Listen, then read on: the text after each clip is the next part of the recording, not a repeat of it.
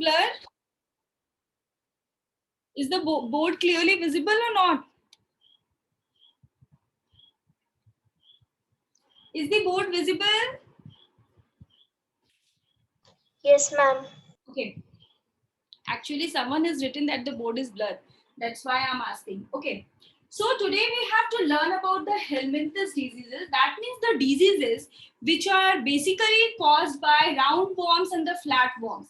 What is the other name for the roundworm and what is the other name for the flatworms? You have done? Animal kingdom. Ascalmanthus. Platyhelminthes and Ascalmanthus. Yes. Okay. So in this chapter, we have to learn about two of the most common roundworm diseases, and they are your Ascariasis and Filariasis. Ascariasis and the Filariasis. These are the most common diseases which are found in humans and that are caused by the roundworms. So it's basically clear that these two worms, how they enter the body, what is the mode of transmission, how they enter the body. So this Ascariasis, it's mostly being found in the children's. Why in the children's? Because at the early stage of their life, they are in a habit of having clay or soil.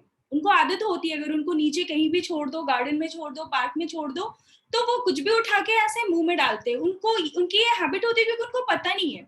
So the mode of entrance of the Ascariasis in our body, that is a roundworm in our body, is through the soil and the clay. Soil and clay. And it's usually found in children's. जो ये छोटे बच्चे होते हैं ना, बहुत सारे बच्चों को बचपन में स्कूल में चॉक खाने की भी आदत हो जाती थी. तो इट्स अ हैबिट. और चॉक और सॉइल ये मेन reason है for the entrance of the Ascariasis in our body. And where it is present, Ascariasis is an endoparasite of our intestine. Ascariasis जो हमारा एस्कैरिस है वो एक एंडोपैरासाइट है of the small intestine of human body. Someone has written something in the chat box. Ma'am, board zoom कीजिए ना. It's Pooja. Okay, it's not visible. How to zoom the board with the laptop? I don't know actually. How can I do that? As we were talking about the Ascariasis, and your Ascaris is an endoparasite of the small intestine of human body. If you have analyzed some small kids, तो basically during the night time क्या होता है वो बहुत there is a colic. मतलब बिना हमें समझ में नहीं आता parents को क्योंकि वो बहुत छोटे होते हैं वो बोल नहीं सकते but they continuous cry. That is the colic. That means their stomach is paining or there is something upset because they are not in a condition to say that what is happening. So that is the colic. That colic is basically during the late night, रात में होता है, and this is because of the worms that is present in the small intestine. बहुत जोरों से पेट में दर्द होता है छोटे बच्चों को, and because of that only it's being always recommended by the pediatrician. जो ये छोटे बच्चों के डॉक्टर्स होते हैं वो हमेशा रिकमेंड करते हैं कि after every 6 months you have to give the deworming medicines to the kids. Deworming medicine हमेशा देना चाहिए after every 6 months. Deworming medicines. ठीक है? So we are talking about the Ascariasis that is being caused by a pathogen that is Ascaris, and it's basically is a round worm. और ये कैसे रहता है हमारे बॉडी में? ये एक एंडोपैरासाइट के जैसे हमारे बॉडी में प्रेजेंट होता है. And what are the causes? What are the symptoms that they bring? The most important symptoms is the colic, that is the pain, discomfort, and sometimes indigestion भी हो सकता है, vomiting भी होती है, and related and the different symptoms related to the stomach only और small intestine only, क्योंकि ये हमारा डाइजेशन का रोल करता है। तो हमारा अगर वो प्रोसेस पूरा ब्लॉक हो रहा है, इनहिबिट हो रहा है due to the presence of the parasite, due to the presence of this parasite, so it basically leads to certain symptoms. Okay, तो डिस्ट्रक्शन करता है। अगर ये बहुत ज्यादा नंबर में इंक्रीज हो जाता है, ये वॉर्म अगर इंटेस्टाइन में ये ग्रो कर रहा है और इसका नंबर बहुत ज्यादा बढ़ जाता है, since a large number of adult Ascaris worm normally infest a single host, फिर ये क्या करेगा, हमारा जो इंटेस्टिनल पैसेज है उसमें ऑब्स्ट्रक्शन क्रिएट करता है, क्योंकि ये वॉर्म्स है, इनके साइज भी बहुत बड़े होते हैं, छोटे भी होते हैं और बहुत बड़े भी होते हैं, ठीक है। तो you can easily observe them, और ये कैसे फिर डिस्कम्फर्ट कॉज करता है अगर ये मैच्योर हो जाता है और बहुत ज्यादा अमाउंट में प्रेजेंट होता है, तो it blocks the small intestine के पैसेज को ब्लॉक करता है, as well as abdominal discomfort cause करता है, that is the colic pain. Abdominal discomfort, colic pain.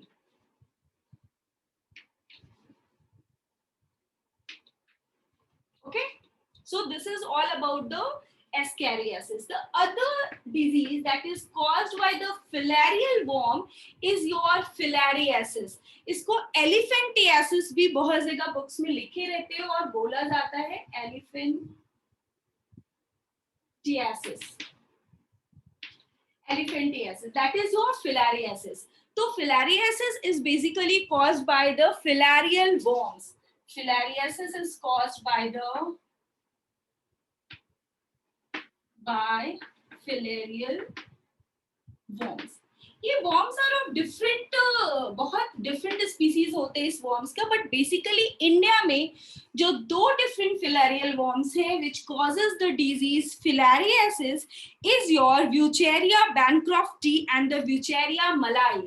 So हमारे यहाँ इंडिया में जो ये filarial worms का disease cause करता है वो दो species जो most common species हैं, that is your, ये क्वेश्चंस ऐसे ही आते हैं, कॉजेटिव ऑर्गेनिज्म या फिर whether it's a bacterial disease, protozoan disease, helminthes disease और द कॉजेटिव ऑर्गेनिज्म। तो here we are talking about the filariasis, और फिलारिएशियस के दो स्पीसीज हैं, I am mentioning here in India यही दो फिलारियल के स्पीसीज हैं जो बेसिकली ये इंफेक्शन कॉज करते हैं। One is your Wucheria bancrofti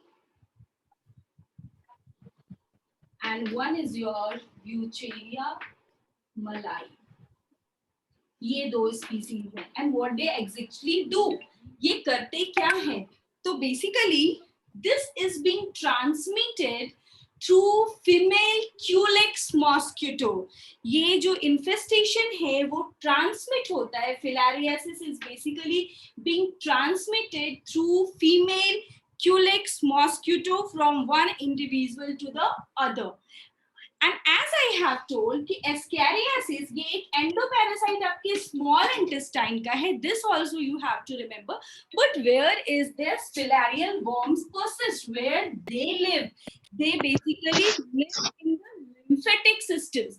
हमारे lymphatic systems जो हैं, lymph है, वहां पर वो present होता है filarial worm. तो ये worm live करता है lymphatic system में हमारे body के. So Wucheria bancrofti in this lives in lymphatic system and being transmitted, caused by filarial. Ma'am नीचे का नहीं दिख रहा है, नीचे का, caused by, sorry, transmitted by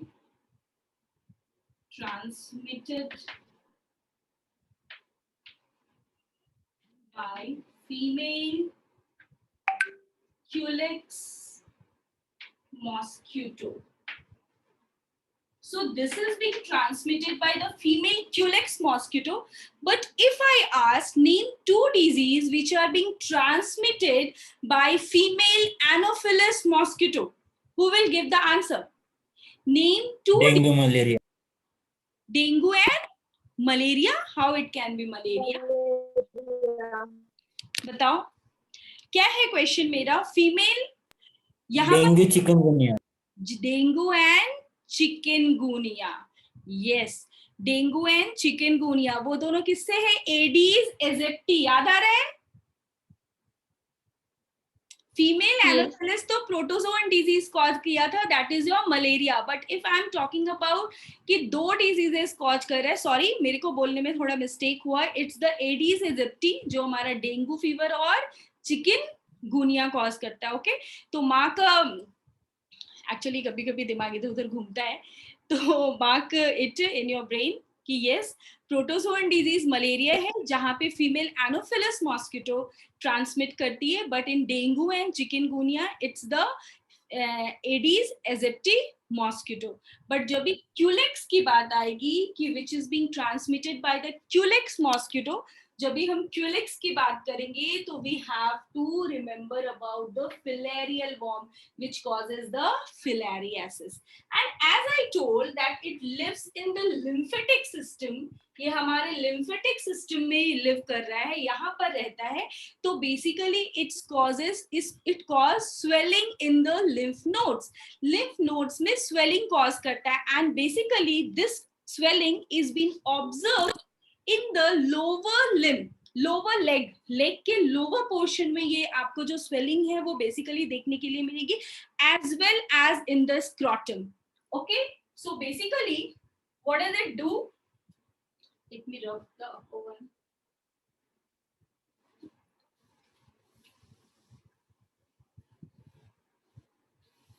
So as I told that this filarial worm, it lives in the lymphatic system, so it causes swelling in the lower limb or legs and scrotum.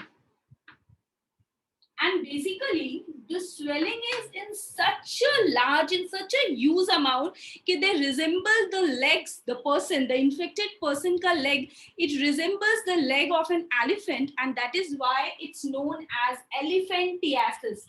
मैंने लिखा था कहीं पे, अभी शायद रब हो गया. Your filariasis is also known as elephantiasis. So it's just because of the resemblance of the leg of the infected person with the leg of the elephant. This disease, which is caused by filarial worm, and the two important species which causes the disease is your Buchartia bancrofti and W. melai. ये दो जो हैं यही India में ये disease cause करते हैं. Leg of an elephant. तो अगर elephantiasis भी word हो तो that means they are talking about the filariasis that is caused by the filarial worm. Now after this helminthes diseases में हमें यही दो roundworm के diseases पढ़ने, इससे ज्यादा एग्जाम में कुछ नहीं पूछा जाता है, आज तक कभी कोई क्वेश्चन नहीं आया है इसके अलावा. The other thing that we have to read in this chapter before starting the immune system is the diseases that are caused by the fungus. तो fungus के जो diseases हैं, they are also being known as the ringworms, because it was a belief, it was an early belief that the worms they lives in the ring of a scalp. ऐसा belief था, लोगों ने ऐसा सोचा था कि ये worm जो है वो ring like structure में रहता है in the scalp or the where the infection is being caused, and that's why they named them as the ringworms. ठीक है? So now we will do. So now we have to learn about the fungal infection. Fungal infection in human beings. Fungal diseases in human beings. Okay. They are believed to be caused by the ringworms. It's just an early belief, but it's not like that. So basically, the fungal infection which are being caused in the human are due to three important genera of fungus. Listen carefully. ये 3 important genera of fungus जो है वही cause करते हैं, जिसको हम all together ring warm बोलते हैं, जो ह्यूमन में फंगल इन्फेक्शंस कॉज करते हैं। रिंग वॉर्म और टीनिया, आपने एक वर्ड सुना होगा एथलेटिक फुट, टीनिया पेडिया, कि एथलीट्स के फुट होते हैं वहां पर जो फंगल इन्फेक्शन हो जाता है इन बिटवीन द स्पेस, क्योंकि जहां पर भी मॉइस्चर होगा और थोड़ी ह्यूमिडिटी होगी, मॉइस्चर होगा और थोड़ा सा टेम्परेचर अप्रोप्रिएट होगा for the growth of the fungus, तो फंगस वहां पर इजिली ग्रो कर जाता है। So the better and the most important way is to prevent human beings from the infection of the fungus, कि जब भी हम ऐसे बात लेते हैं तो we have to clean our body very nicely, क्योंकि बहुत हड़बड़ में होते तो क्या है, हम अच्छे से मॉइस्चर को रिमूव नहीं करते। तो वो जो ऐसे पार्ट्स होते हैं हमारे बॉडी के जो कंजेस्टेड है, जहां पर अगर थोड़ा भी वाटर रह जाता है, हीट मिलता है उस पोर्शन को, तो फंगल इन्फेक्शन इजिली कॉज हो सकते हैं। And what are the symptoms of the fungal infection? Fungal infection का सिंपल सिम्टम है कि एक, ma'am please send the board work, कि बोर्ड वर्क तो मैंने क्लिक ही नहीं की, पहले बोला ही नहीं वेदांत ने। रिकॉर्डिंग चल रही है और यू कैन सी दैट, अभी अगर क्लिक करना होगा तो मैं कर लूंगी। Okay, so fungal infection as I told कि इसको या तो हम रिंग वॉर्म्स बोलते हैं या फिर हम इसको टीनिया बोलते हैं, टीनिया बोलते हैं। तो बेसिकली ये सिम्टम्स कैसे कॉज करते हैं, आपने देखा होगा कि इसके सिम्टम्स जो होते हैं वो बहुत सिंपल होते हैं। ये बेसिकली या तो स्किन को या फिर हेयर को उसको इन्फेक्ट करते हैं, स्केली हेयर, स्केली स्किन्स बन जाते हैं और बहुत ज्यादा ईचिंग होती है जिसको आप कंट्रोल नहीं कर सकते। मतलब मैं बताती हूँ, इतनी गंदी वाली ईचिंग होगी कि अगर आप किसी पब्लिक प्लेस में भी हो ना, तो आप खुद को रेसिस्ट नहीं कर पाओगे कि मेरे को अभी नहीं ईचिंग करनी है, मतलब इतना बुरा वाला ईचिंग होता है। तो and they are much more dangerous than the bacterial infection. Bacterial infection can be easily cured और जल्दी क्योर हो जाता है, बट अगर फंगल इन्फेक्शन एक बार हो गया एंड वो पूरा जड़ से खत्म नहीं हो रहा है फ्रॉम द रूट, अगर थोड़ा भी इन्फेक्शन रह जाता है और आपने प्रॉपर केयर और मेडिकेशन बंद कर दी, तो फिर वो स्प्रेड हो जाएगा उस एरिया में। आपको कैसे दिखता है, ऐसा जैसा लगता है ना कि किसी ने वो स्किन को स्केल ऑफ कर लिया है, स्किन निकाल लिया है, पूरा व्हाइट सा पोर्शन होने लगता है and it will each very badly. And how they enter, ये fungal infection भी, someone is unmuted. Siddhi, mute yourself, बच्चा. Yes, so we are talking about the fungal infection. So सबसे पहले मैंने तुम्हें ये बताया कि इसके पैथोजेंस कौन से हैं। तो फंगल के 3 जेनेरा जो हैं वो इसके सबसे इंपॉर्टेंट पैथोजेंस हैं। तो pathogens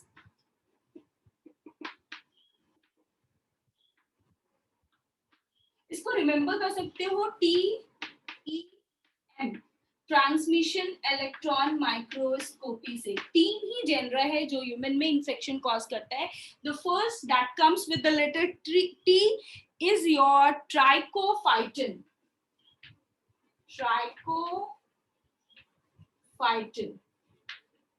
The second genera that comes with the letter E is nothing but it's your epidermophyta. ठीक है, EPI, that is your epidermophyte. ठीक है, and the third one is your microsporum.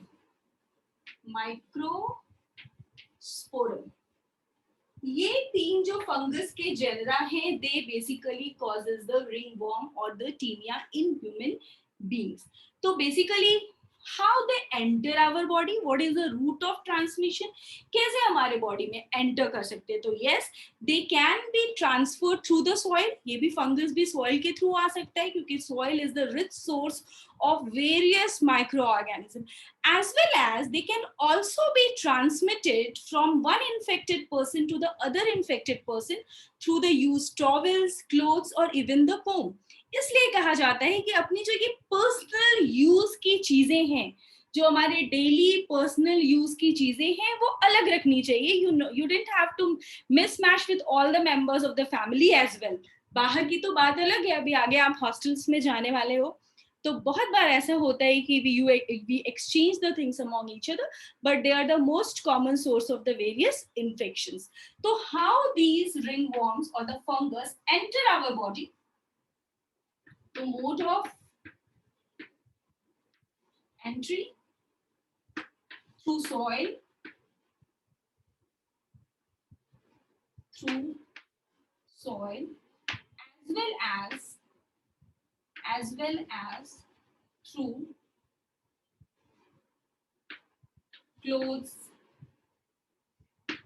towels, and comb, often infected person.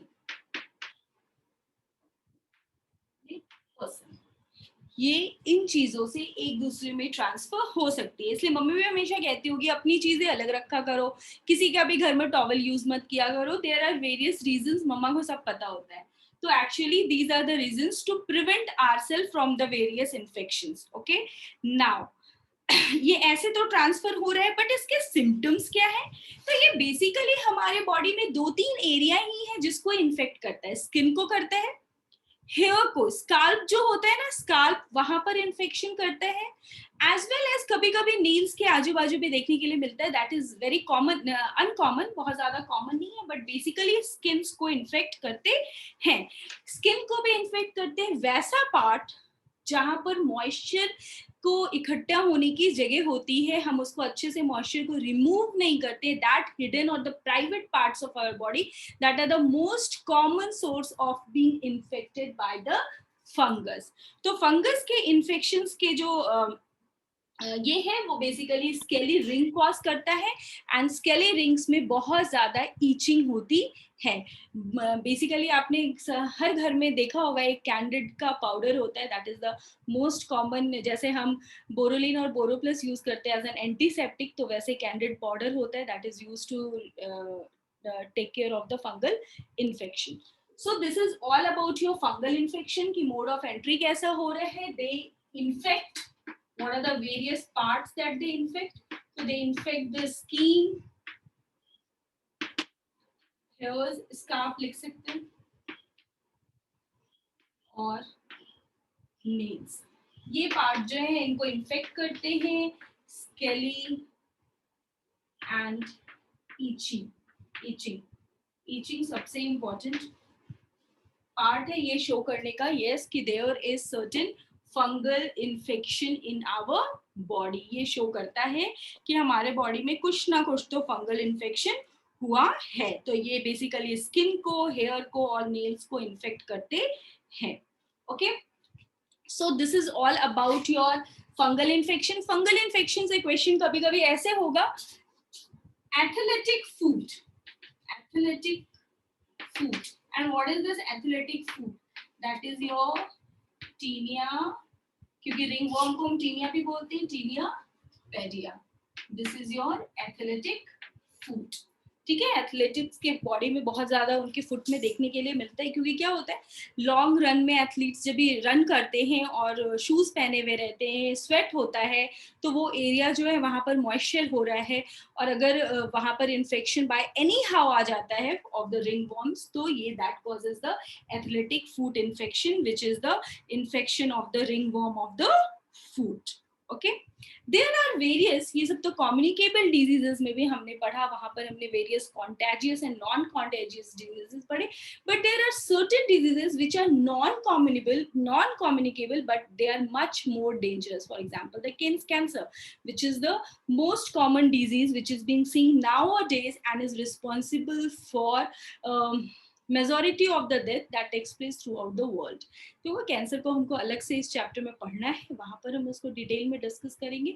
But now disease तो हो गई कि human में various, there are 9 different pathogens which can infect the human beings, ranging from your bacteria, protozoa, fungus, worm, helminths, your spirochetes as well as mycoplasma, many 9 different. अगर सबको एक साथ इकट्ठा किया जाए, माइकोप्लाज्मा भी कॉज करता है माइकोप्लाज्मा निमोनिया. तो there are 9 various infecting agents, various pathogens which can causes the diseases in the human being. But what else? इसके बाद अगर ये डिजीज हमारे बॉडी में हो जाती है तो what we will do, is there any system, is there any way to take care of them और to prevent our body against them? Yes there is.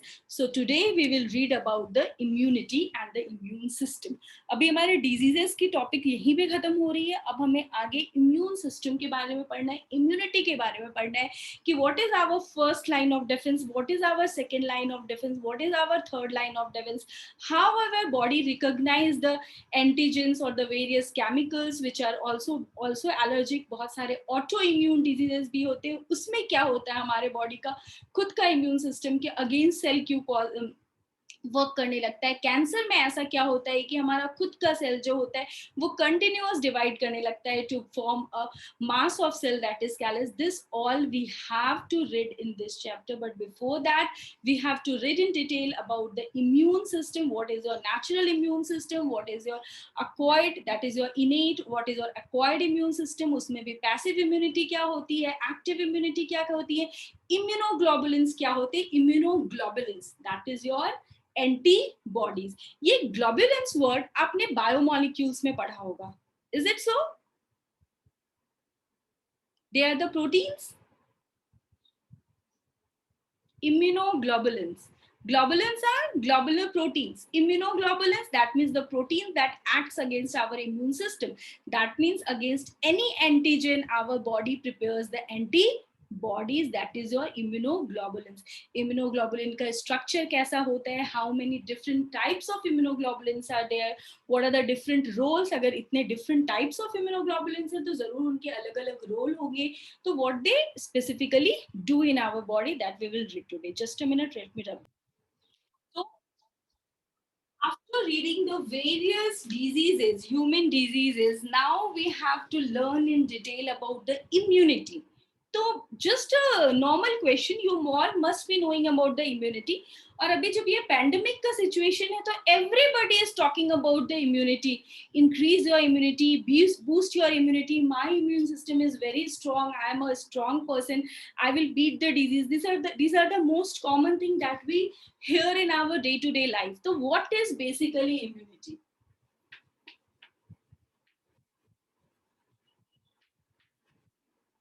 What is immunity? If anyone asks you what is immunity, what is actually, how you will define immunity, what is immunity? Is this an defense system of your body? Yes, definitely. It's the ability of the body to protect itself from any foreign particles that enter the body. So immunity क्या है? It's a defense mechanism of our body. जैसे for example अगर सीमा पर, जो सीमा मतलब border पे अगर कभी भी पाकिस्तान, चाइना, कोई भी दूसरी कंट्री हमारे कंट्री के ऊपर वॉर के लिए ये करता है तो our soldiers they also get active.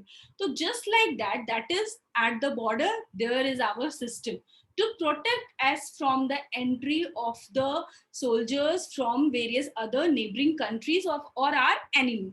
So just like that, in our body also there is an immunity or the immune system. So immunity is basically the ability of the body to protect against all type of foreign particles. Immunity. What is immunity? Immunity is the ability of the body to protect us against various infecting agents. Example, bacteria, that is the most common one, virus. Okay, so this is your immunity. Immunity is the ability of the body to protect us against various infecting agents. It may be bacteria, virus, toxic substances. Or in other words, you may say immunity is the resistance. वो resistivity provide करता है. Sometimes you have learned और you have heard about the word sensitivity, that this person is sensitive to this toxic chemical or this bacteria or this chemical. Sensitivity and resistivity, these are the two words, resistance and sensitive. Resistance and sensitive, these two words, what is the difference between two words and how these two words are related to the immunity of the body? You can say immunity is disease resistance. रोक सकता है हमारा immunity, मेरे body की immunity इतनी strong है कि वो डिजीज रेसिस्टेंट है. It can prevent the entry of the bacteria और it can destroy the bacteria by itself without any external help. So that is your disease resistance. In other words, you can say that immunity is disease resistance.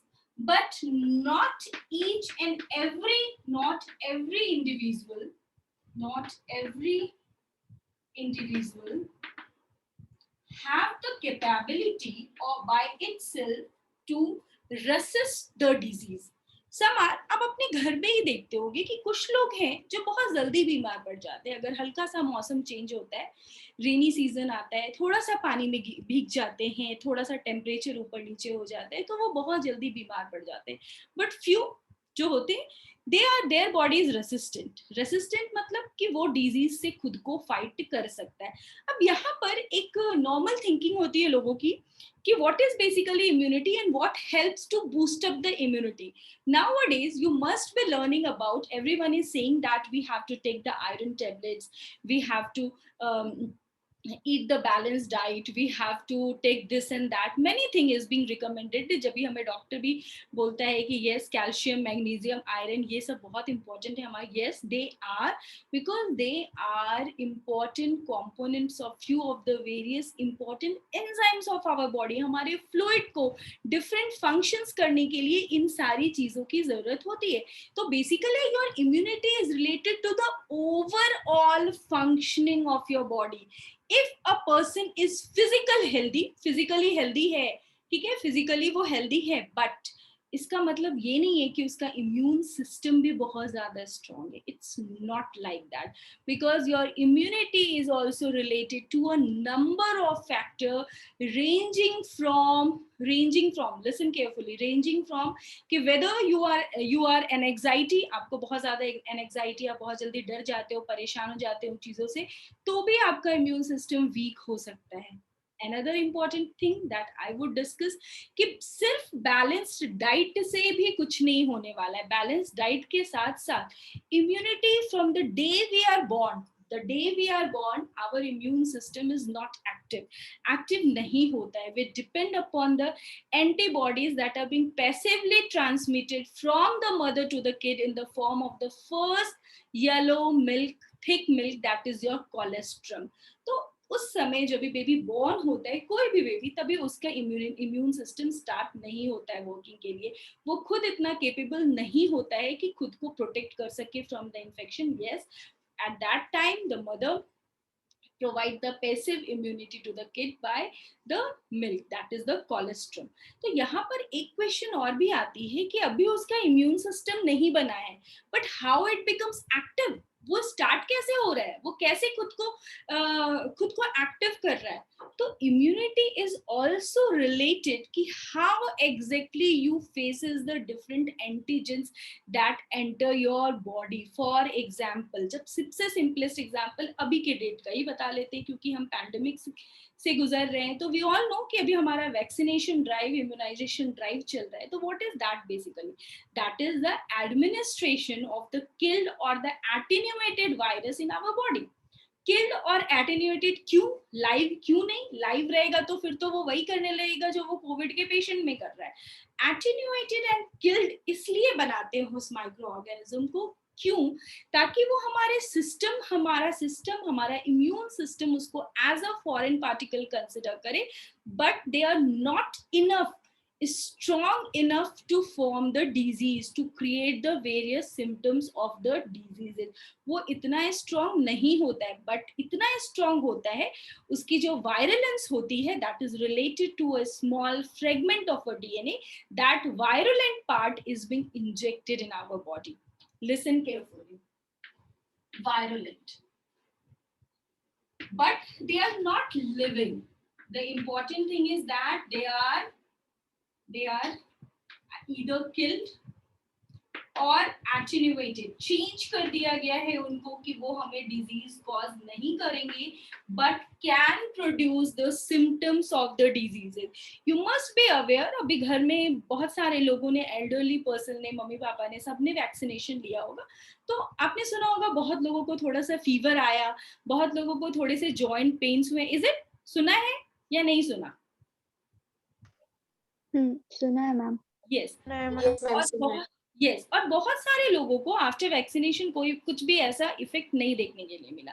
तो it all depend upon your immune system. जब भी हम ये डाल रहे हैं तो ये डिजीज पैदा नहीं करेगा, ये डिजीज प्रोड्यूस नहीं करेगा, but they are capable enough to produce the symptoms भी कर सकता है. बट इट ऑल्सो वेरीज, हर किसी के बॉडी में प्रोड्यूस करे ऐसा जरूरी नहीं है.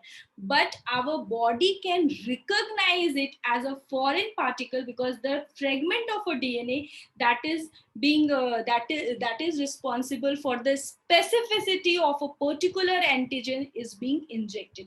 हमारा बॉडी उसको पहचान रहा है, अरे यार ये वही है जिसके अगेंस्ट हमारे बॉडी ने एंटीबॉडीज बनाना स्टार्ट कर दिया है. क्योंकि जब भी this is one of the most important feature, मैं बोल सकती हूँ फीचर है हमारे इम्यून सिस्टम का, हमारे बॉडी की इम्यून सिस्टम का, जो हमें इम्यूनिटी प्रोवाइड करता है, that it can differentiate between self and non self. That important feature of your immune system, that it can recognize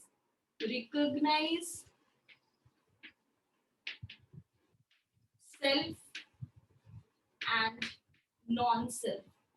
अगर कोई भी सेल हमारे खुद के बॉडी का है तो वो उसको कभी भी हार्म नहीं करता until और unless वहां पर कुछ और प्रॉब्लम हो, वो हम ऑटो इम्यून डिजीज में पड़ेंगे. बट नॉन सेल्फ, जो भी फॉरेन पार्टिकल एंटर करेगा, इम्यून सिस्टम उसको रिकॉग्नाइज करता है एज अ नॉन सेल्फ. ये क्यों है? इसका सबसे सिंपलेस्ट एग्जाम्पल, नॉन सेल्फ वाला एग्जाम्पल, मैं आपको एक छोटा सा एग्जाम्पल देती हूँ जो आप लोगों ने कहीं ना कहीं तो ये सुना ही होगा. Whenever there is organ transplantation, जब भी organ transplantation होते हैं तो डॉक्टर always recommend, हम किसी का भी organ किसी को transplant नहीं कर सकते. We have to undergo a number of checkings. Histopathology, that is the checking of the tissue. Tissue का टेस्ट करते हैं, ब्लड ग्रुप का टेस्ट करते हैं, and many more. Tissue matching, अगर वो मैच हो रहा है तभी हम उसको प्रोवाइड करते हैं to the donor, to the recipient, from the donor to the recipient. But after that also, the person who is the recipient of the organ, they have to take immunosuppressant medicine, that is the drug, throughout their life. जब तक उनकी life है तब तक उसको immunosuppressant medicine लेनी पड़ती है जो उसकी इम्यून सिस्टम को सप्रेस करके रख सके, उसको एक्टिव नहीं होने दे. अगर वो एक्टिव होगा तो they can recognize the organ as a non self. तो this is one of the most common example जो मैं आपको बता सकती थी, जहां से आपका ये कॉन्सेप्ट अच्छी तरह से क्लियर हो जाएगा कि whenever there is an organ transplant, till the life of the person, जो रेसिपिएंट है वो जब तक जिंदा है तब तक उसको इम्यूनोसप्रेसेंट मेडिसिन लेना पड़ता है in order to suppress their immune system. यहाँ पर फिर एक क्वेश्चन आ रहा होगा, वेदर वेदांत के माइंड में आ सकता है, तेजस, संस्कृति, किसी के भी माइंड में आ सकता है, मैम अगर इम्यून सिस्टम उनका सप्रेस हो गया तो they are prone to the infection very easily. Yes they are. They have to take care of themselves as well as their surroundings. बहुत अच्छे से केयर करना पड़ता है, because they are much more susceptible to the various diseases. Easily उनको infection हो सकता है क्योंकि हमने उनके इम्यून सिस्टम को सप्रेस कर दिया है. इसलिए बहुत ज्यादा ध्यान रखना पड़ता है ऐसे पर्सन को. वो नॉर्मली हमारे जैसी लाइफ आफ्टर ऑर्गन ट्रांसप्लांटेशन भी, कि फ्रीली कहीं भी जा रहे, किधर का भी खाना खा रहे, कोई भी पानी पी रहे, अरे हमारा इम्यून सिस्टम अच्छा है. अगर कोई डिजीज होती भी है छोटी मोटी, ऐसे इंटेस्टाइन को इफेक्ट हो रहा है, स्टमक को इन्फेक्ट हो रहा है, तो वी कैन रिकवर. बट नहीं होता है. ये सिंपलेस्ट एग्जांपल मैंने आपको बताया. जो इम्पोर्टेंट फीचर है कि वो सेल्फ और नॉन सेल्फ को रिकॉग्नाइज करता है, पहचानता है, due to the presence of certain particles. जब भी हम सेल की बात करेंगे तो हम बात करते हैं, जैसे फॉर एग्जांपल, सिंपल एग्जांपल है जो आप, क्योंकि वो आप पढ़ चुके हो सर्कुलेटरी सिस्टम, वहां पर डिफरेंट इंडिविजुअल्स का डिफरेंट ब्लड ग्रुप होता है. That is due to the presence of antigen and antibody. that is due to the presence of antigen or antibody on the Re- surface. antibodies. Yes, तो different चीजें present हैं जिसको हमारा body recognise कर रहा है. तो उसके बेसिस पे ही हम बताते हैं कि we have, I am B positive, B negative, B blood group है मेरा, ए है, ए बी है, ए है, ओ है. तो वी कैन डिफरेंशिएट. तो उसी तरीके से जब भी कोई एंटीजन हमारे बॉडी के अंदर एंटर करता है तो हमारा बॉडी उसको पहचान लेता है, क्योंकि वो हमारा खुद का सेल नहीं होता है, because there is something on their surface which is being recognised by the immune system. जो भी सरफेस पे प्रोटीन्स हैं, सरफेस पे एंटीजेंस है, उसको हमारा इम्यून सिस्टम रिकॉग्नाइज कर लेता है. Now here comes another word. ये तो इम्यूनिटी हुआ, इम्यून सिस्टम है हमारे पास. But what is immunology? If someone asks you, you know the immunity, that is the defense system of your body. What is immunology? अब ये जब भी आप MBBS करने के लिए चले जाओगे, वहां पर आपको किसी भी सेमेस्टर में एक सेपरेट टॉपिक पढ़ना पड़ेगा, इम्यूनोलॉजी. और ये बहुत वास्ट है. अभी जो हमने पढ़ा है ना, वो लेस देन 1% भी है. जितना हम जानते हैं वो लेस देन 1% है. तो immunology is a branch of biology that deals with the various processes, whether it's physical, whether it's chemical, or whether it's biological, in order to perform in order to continue our immune system. जितने भी different phenomenon होते हैं for providing the immunity to the body, or for the functioning of the immune system, that comes under the branch of biology, that is your immunology. तो यहाँ पर immunity के बारे में हम पढ़ते हैं, सेंसिटिविटी के बारे में हम पढ़ते हैं, एलर्जी के बारे में पढ़ते हैं. That means all the various processes. Branch of biology,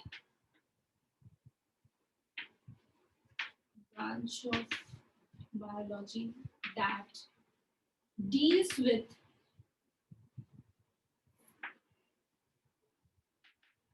various processes related to immunity, sensitivity, allergy, etc. ठीक है. या फिर बोल सकते हो various physical, chemical and biological processes of the immune system comes under immunology. ठीक है. Now, types of immunity. हमारे बॉडी में कितनी डिफरेंट टाइप्स की इम्यूनिटी प्रेजेंट है? तो basically it's of two. One is natural and one is acquired. The natural immunity is also known as innate immunity because it's inborn. ये हमारे body में तब से होता है जब से हम बॉर्न करते हैं. Inborn immunity, but it's non-specific. So I am coming to that, why they are known as non.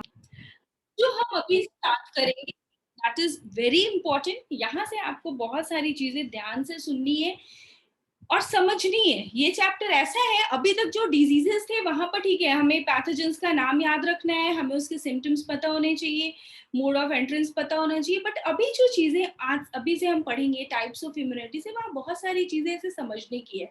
अगर हम समझ जाएंगे तो इजिली ये चैप्टर हो जाएगा। और इसमें जो डिजीजेस से रिलेटेड हमारे एनसीईआरटी में दिया हुआ है ना, वो बहुत अच्छे से दिया हुआ है, तो वो पढ़ लो, और जो भी मैंने आपको क्लिक करके फोटोज सेंड की थी वो कर लो, उससे ज्यादा करने की जरूरत नहीं है। ठीक है, so we are talking about types of immunity.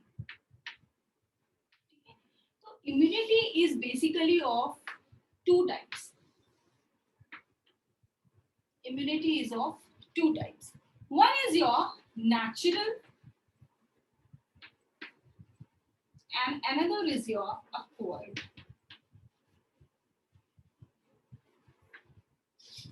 Natural is also known as innate. जिसको आप और भी शॉर्ट फॉर्म में बोल सकते हो born. But this natural immunity is non-specific. Non-specific immunity. That means they are not specific for a particular type of antigen. ये specific नहीं होता है for a particular type of antigen. They are basically generalized. ये generalized infection cause करता है कि अगर bacteria भी एंटर कर रहा है तो वो उसको प्रिवेंट करने के लिए यही करेगा जो भी हम पढ़ेंगे। अगर वायरस भी एंटर कर रहे हैं तो वही करेगा, but because they are the natural inborn innate immunity which is also non-specific immunity. इसका जो सबसे important चीज है कि natural immunity और acquired immunity में क्या difference है, तो your natural immunity is non-specific immunity.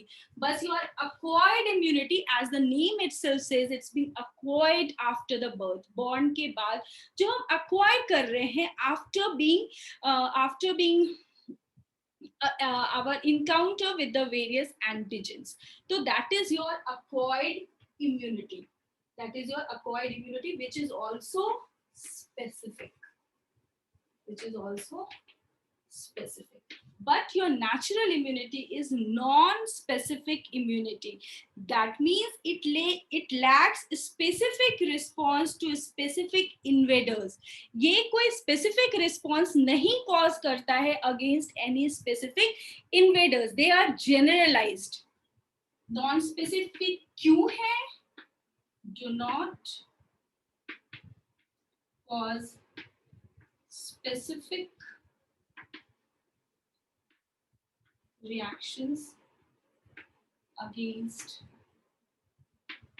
specific invaders.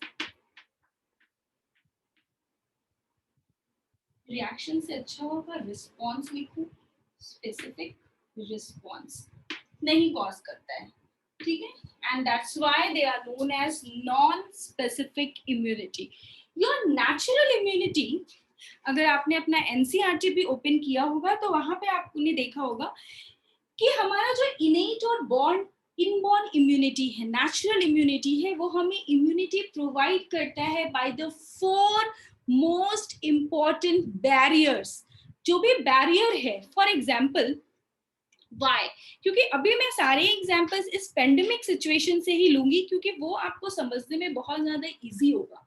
It's been recommended to all of us in order to wash our hands after coming from outside or after touching any of the things these days, vegetables, fruits, कुछ भी हम touch करते हैं, बाहर जाते हैं, आते हैं, तो the first thing we wash our hands.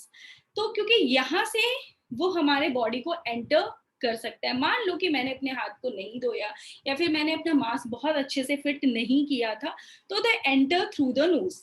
तो बट जरूरी नहीं है कि अगर वो वायरस मेरे नोज से मेरे रेस्पिरेटरी ट्रैक्ट के अंदर एंटर करने की कोशिश कर रहा है, दैट मीन्स कि व्हेनेवर द वायरस और the bacteria they enter the nose, तो क्या होता है, they are being trapped dust भी जो होता है वो भी ट्रैप्ड होता है in the mucus and are being transported towards the pharynx. Pharynx में आता है, बट फेरिंग्स से क्या करते हैं, थ्रोट में कंजेशन होता है, तो what do we do, we basically throw it out और वी स्वैलो इट. अगर हम स्वैलो भी कर लेते हैं तो वो हमारे फीसेस से बाहर जा सकता है.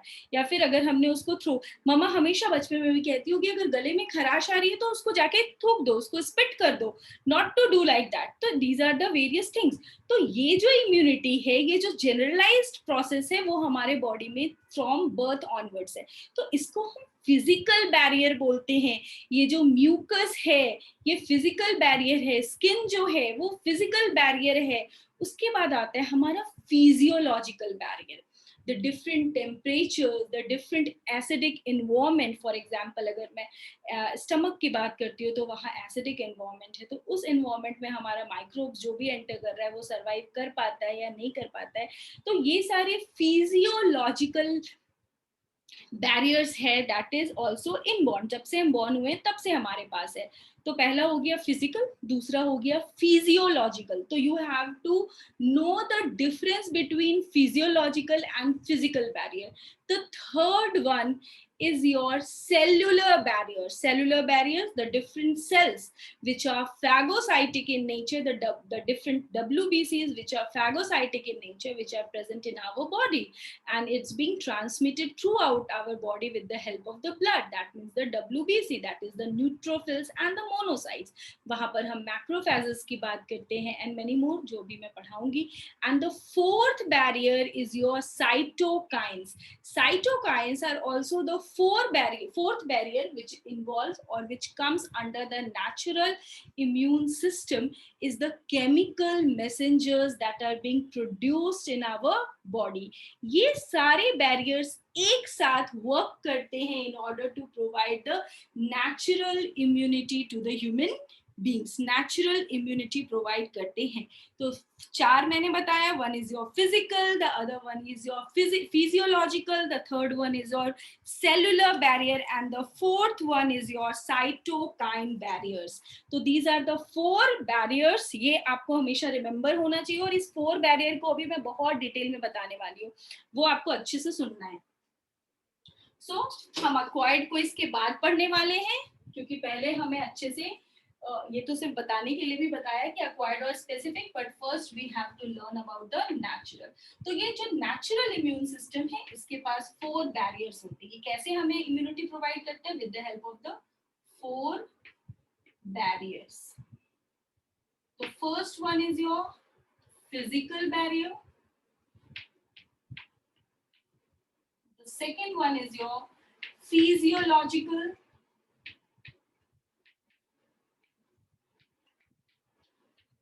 The third one is your cellular barrier.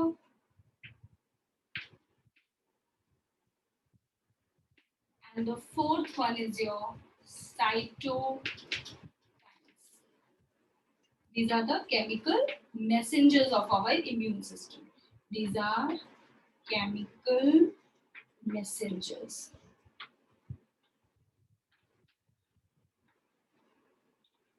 These are the chemical messengers. Write it down, क्योंकि क्लिक करने जैसा कुछ है नहीं, इतना लिखो. फिर मैं 1 by 1 अभी फिजिकल से स्टार्ट करूंगी कि फिजिकल में क्या क्या चीजें होती हैं, कैसे होता है, फिजियोलॉजिकल बैरियर में क्या है, सेलुलर बैरियर में क्या है, और साइटोकाइन्स बैरियर में क्या है. सबके साथ आप वर्ड बैरियर लिख सकते हो, जैसे यहाँ पर फिजिकल बैरियर, यहाँ पे cellular barrier, cytokine barriers. You can write the word like this. Okay, note it down and then I will start from the physical barrier. Ma'am वो क्या लिखा है against specific? Against specific invaders और pathogens, कुछ भी लिख सकते हो आप. इन्वेडर्स कुछ भी हो सकता है, bacteria, virus, toxic substances, allergic substances, anything. So do not cause specific response. Specific response cause नहीं करता है टू स्पेसिफिक इन्वेडर्स. इन्वेडर्स मतलब outsiders. Okay,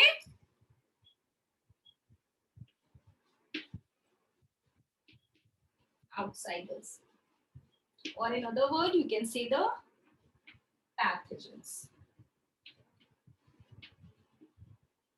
Note it down. Okay, I'm really very sorry क्योंकि वो off रह गया था. Physical barrier, we are talking about the physical barrier. The first two important physical barriers that are present in our body, the first is your skin and the second one is your mucus. Skin क्या है? वो हमारा first physical barrier है क्योंकि कोई भी microbes वहीं से एंटर करेगा. Physical barrier of our body, first physical barrier of our body, it's the tough outer layer that is your stratum, और ये प्रिवेंट करता है the entry of the pathogens with the bacteria और viruses, whether it's bacteria or viruses. The second one is your mucus. If the microbes along with the dust particles, they enter our nose and through the ciliary movement, through the cilia, they are being transported to the pharynx, that is the throat. They are being removed. swallow भी अगर हमने उसको कर लिया है तो वो microbe जो है वो रिमूव हो जाएगा, eliminate हो जाएगा through the feces. Eliminate. So this is also providing eliminated through the feces. So this physical barrier also provides us the protection. हमें प्रोटेक्ट ही तो कर रहे हैं कि पहले स्किन से एंटर नहीं होने दिया. दूसरा क्या है कि अगर एंटर हो भी गया through the nose, through the respiratory tract, तो उस म्यूकस में हमने ट्रैप कर लिया माइक्रोब्स को, बैक्टीरिया को, वायरसेस को, एंड इट्स बीइंग स्वैलोड, और स्वैलो होने के बाद through the faeces they are being eliminated. तो यहाँ पर स्पेसिफिक नहीं था कि बैक्टीरिया के लिए कुछ अलग बना रहा है, वायरस के लिए कुछ अलग बना रहा है, बट नॉन स्पेसिफिक वे में जो पहला हमारा barrier है, that is your physical barrier. After the physical barrier, the second one that we have to learn is your physiological.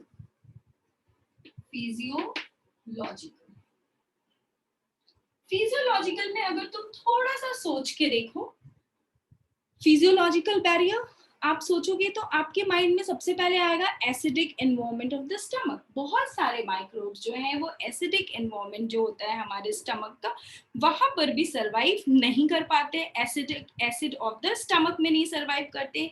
As well as आपने देखा होगा हमारी ईयर में भी ईयर वैक्स होता है, वो भी प्रिवेंट करता है the entry of the microbes.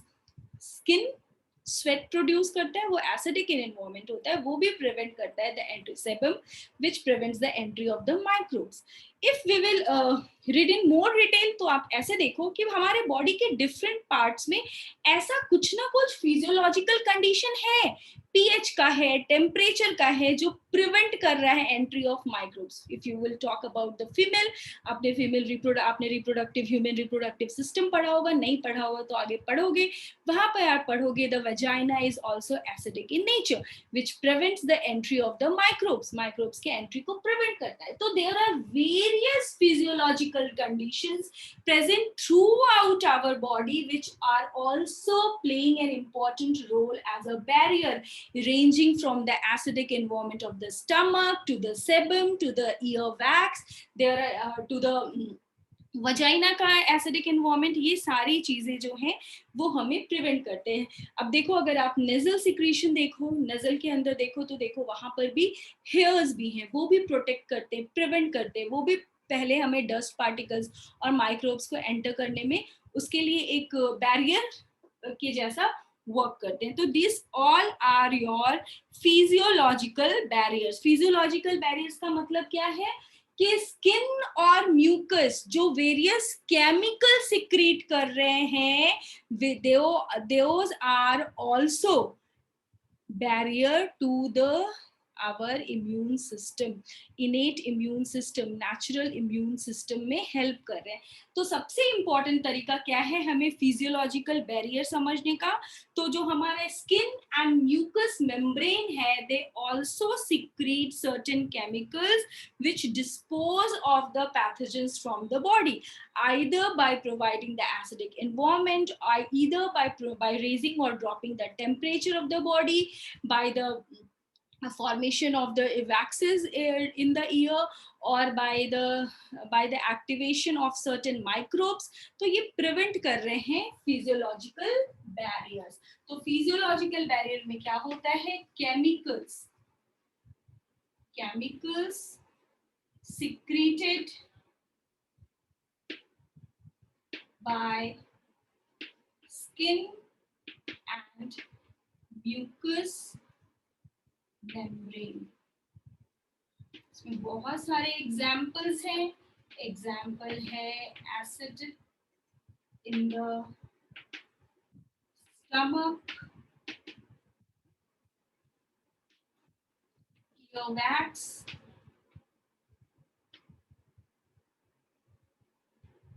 vaginal acidic condition,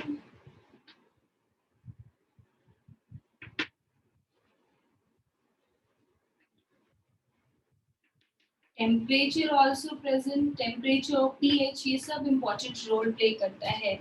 These are the various physiological conditions जो, और उसके अलावा हम एक भूल गए, lysozyme that is also present in the tears, yes, tears। और बहुत सारे ऐसे सिक्रीशन है हमारे बॉडी में, सिर्फ टीयर्स नहीं है, एक्सेप्ट फ्यू, जैसे सेरिब्रोस्पाइनल फ्लूइड में लाइजोजाइम नहीं होता है, बट मैक्सिमम जितना भी सिक्रीशन है हमारे बॉडी का, हर जगह लाइजोजाइम भी प्रेजेंट है, which is also anti bacterial in nature. हमने पढ़ा है ना लाइजोजाइम के बारे में।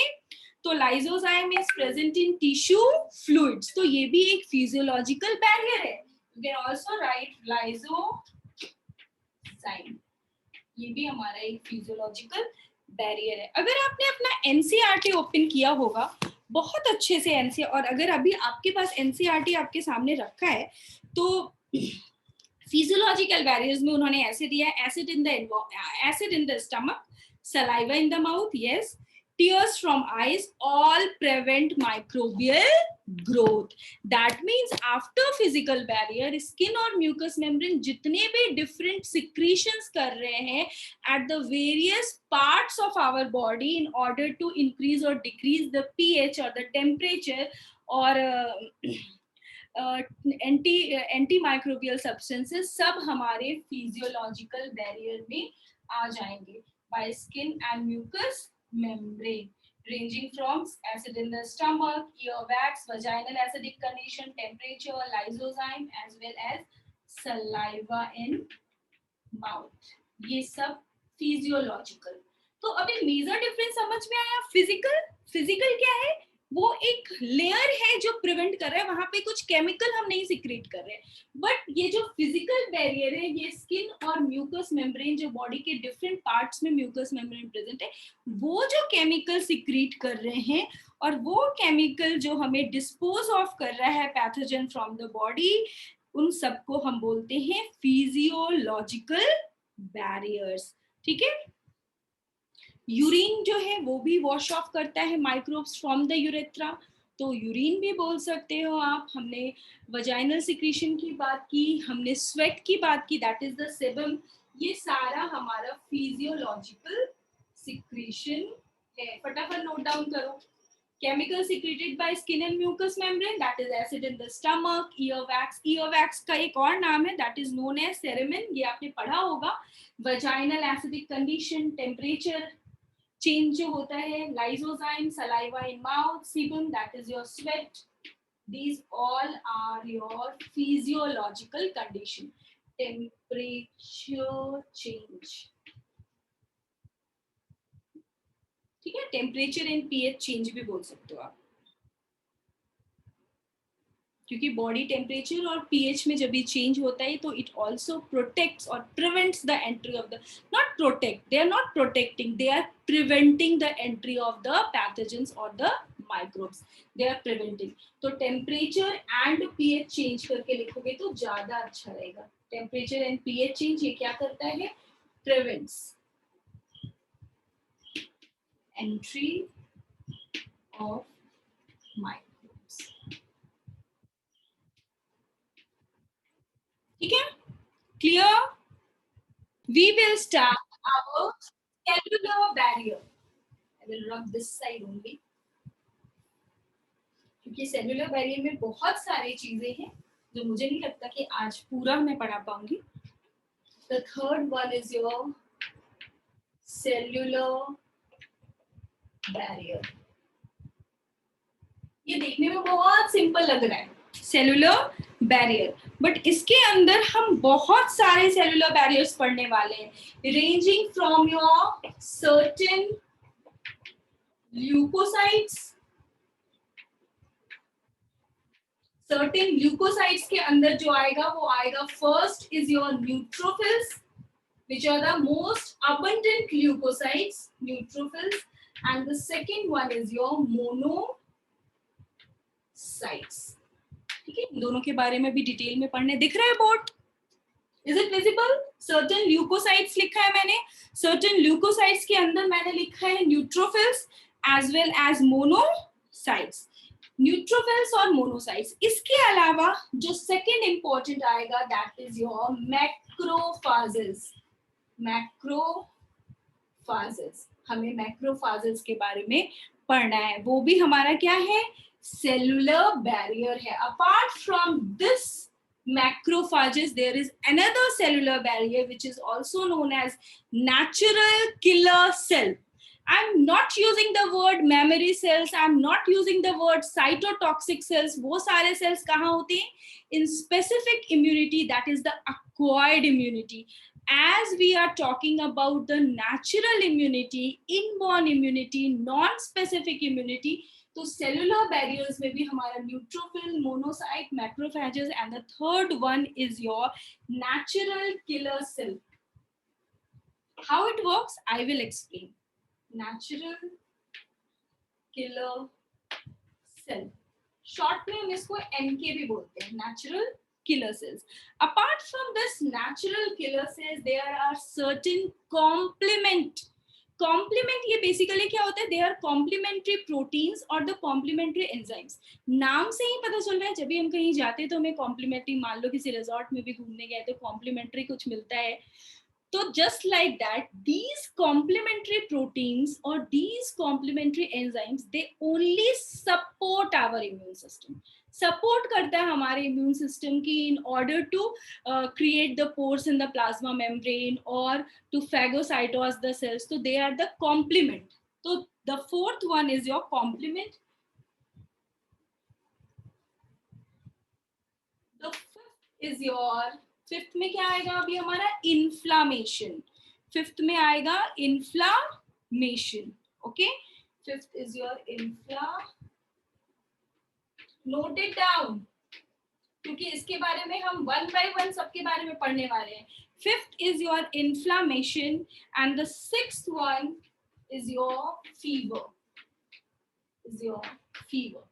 ये सारे हमारे सेल्यूलर बैरियर्स हैं. जो बैरियर हमारा सेल प्रोड्यूस कर रहा है, सेल क्रिएट कर रहा है, बट ये भी नॉन स्पेसिफिक नहीं है. यहाँ कहीं पर भी मैंने T cells, B cells, lymphocytes की बात नहीं की है. जब वो आएंगे ना तब हम अक्वायर्ड इम्यूनिटी की बात करेंगे और तभी हम स्पेसिफिक इम्यूनिटी की बात करेंगे. अभी हम नेचुरल नॉन स्पेसिफिक इम्यूनिटी की बात करें जो एक जनरलाइज्ड है. ठीक है, और जनरलाइज्ड है तो basically these all cell they work on the two important phenomenon. ये जितने भी cells हैं ये सिर्फ दो important phenomenon पे work करते हैं. One is your perforance, that means a special proteins that creates pores in the plasma membrane. पहला, ये सारे सेल्स किस तरह से वर्क करते हैं? एक तो आपको फैगोसाइटिक सेल्स पता है जो हम छोटे क्लासेस से पढ़ते आ रहे हैं. Phagocytic cells, yes, your neutrophils are phagocytic, highly phagocytic in nature. They are also known as polymorphonuclear because their nucleus is multi-lobed and they are also agranular. So neutrophils and monocytes के बारे में आपको अच्छे से पता है, but और भी अच्छे से मैं ये बताऊंगी कि मोनोसाइट जो है they have a very small life cycle. 10 to 20 hours का ही होता है. 8 hours तक तो ये ब्लड में रोटेट करता है. उसके बाद ये डिफरेंशिएट होके टिश्यूज में चला जाता है एंड फॉर्म अ बिगर और अ लार्जर शेप और a size and they are known as macrophages.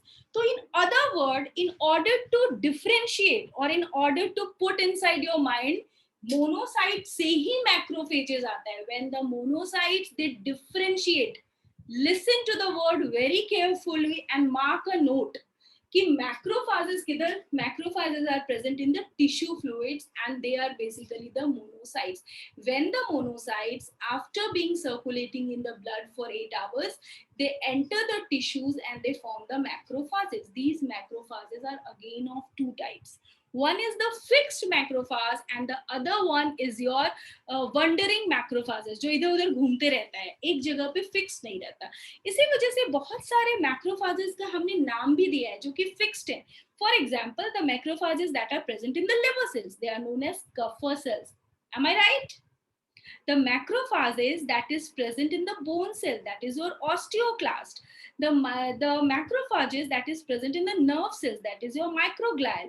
तो ये डिफरेंट टाइप के मैक्रोफेजेस हैं जो डिफरेंट टिश्यूज में जाकर एक फिक्स पोजीशन ले ली हैं. They are fixed macrophages and they are being given the name specific to the position where they are present. For example, अगर वो pulmonary में होता है तो हम उसको बोलते हैं pulmonary alveolar macrophages. नाम सुना है? Respiratory system पढ़ा है आप लोगों ने, is it? So अगर वो हमारे lungs में होता है तो हम उसको बोलते हैं pulmonary alveolar macrophages. अगर वो connective tissues में होता है तो हम उसको histiocytes बोलते हैं. अगर वो liver cells में होता है तो हम उसको क्या बोलते हैं? हम उसको Kupffer cells बोलते हैं. अगर वो brain में होता है तो हम उसको microglial बोलते हैं. अगर वो bones में होता है तो हम उसको osteoclast बोलते हैं. तो ये different types of macrophages है which are rich in the cell organelles, especially the lysozymes. और तो different cell organelles इसके पास होते ही हैं, but the number of lysozymes are much more as compared to the other cells. And you all know the role of the lysozymes. They have the digestive enzymes. They are hydrolytic in nature. So lysozymes आपने cell organelles में पढ़ा है. You all must be aware of the lysozymes.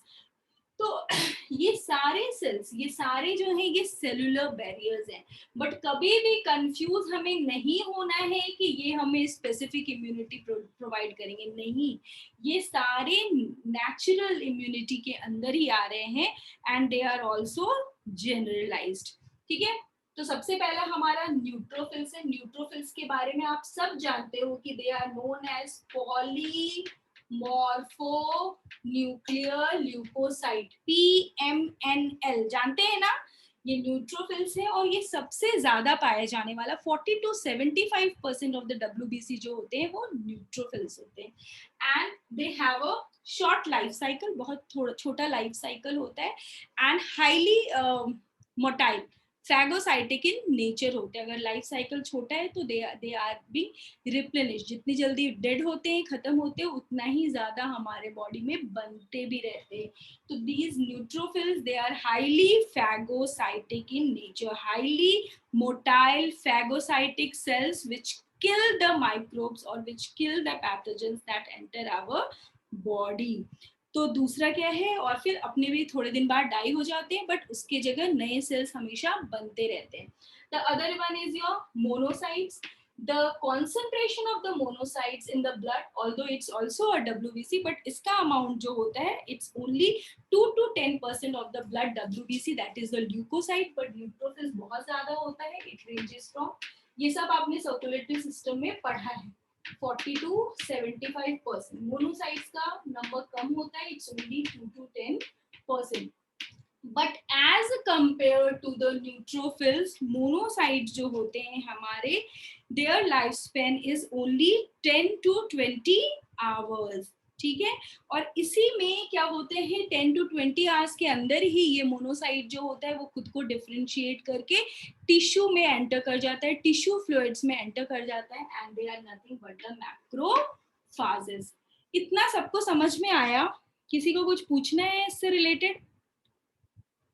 अभी बहुत detail में पढ़ना है ये सारी चीजें. ठीक है. जो अभी हमने पढ़ा उसमें से किसी को कुछ पूछना है? मोनोसाइट्स का कॉन्सेंट्रेशन जो होता है, it's only 2 to 10% of the blood leukocyte. They are also motile, they are also phagocytic in nature.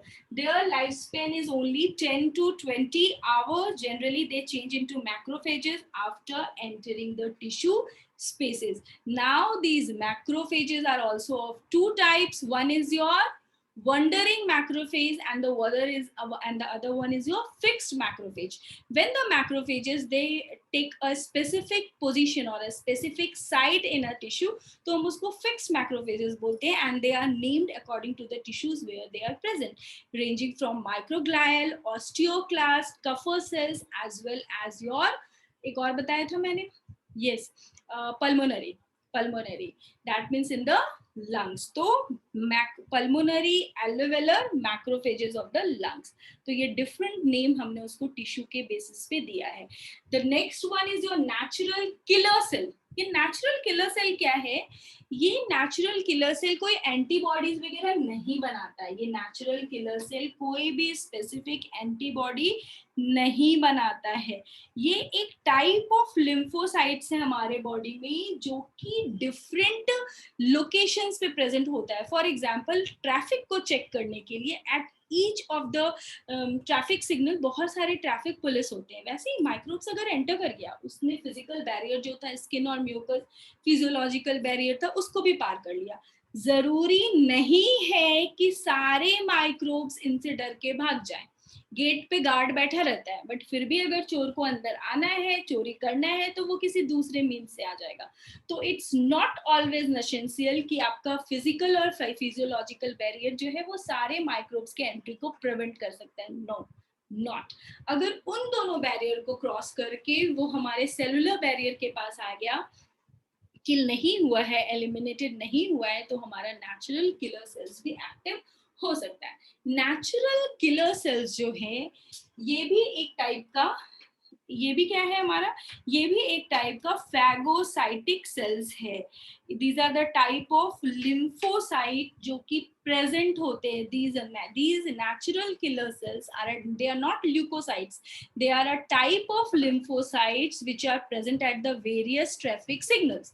तो हमारे बॉडी का ट्रैफिक सिग्नल्स क्या है? जितने भी नोड्स हैं, जितने भी लिम्फ नोड्स हैं, स्प्लीन में प्रेजेंट रहेगा, डिफरेंट लिम्फेटिक सिस्टम्स में प्रेजेंट रहेगा, स्प्लीन में, लिम्फ नोड्स में, बोन मैरो में, ये सारे जगहों पे स्पेशल लिम्फोसाइटिक सेल प्रेजेंट होता है. That is your natural killer cell. और ये natural killer cell antibodies produce नहीं करता है. माइंडेड, ये एक बहुत इंपॉर्टेंट पॉइंट है that you have to remember कि ये एंटीबॉडीज प्रोड्यूस नहीं कर रहे हैं, बट ये क्या करता है? ये परफोरेंस प्रोड्यूस करता है. That means they create pores in the wall of the plasma membrane. अगर प्लाज्मा मेम्ब्रेन में पोर हो जाएगा तो क्या होगा? It allow the entry of the water enter करेगा, it swells and it burst. तो वो माइक्रो ऑर्गेनिजम्स को, जो टारगेट सेल है, जो टारगेट है जिसको मुझे किल करना है, उसके अंदर पोर्स क्रिएट करता है. एज वेल एज ये natural killer cells also do the process of apoptosis. ये मैं नेक्स्ट क्लास में बताऊंगी क्योंकि बहुत सारे बच्चे भाग चुके हैं, लेक्चर छोड़ के थक गए, उनको भूख लग गई है. Is it so?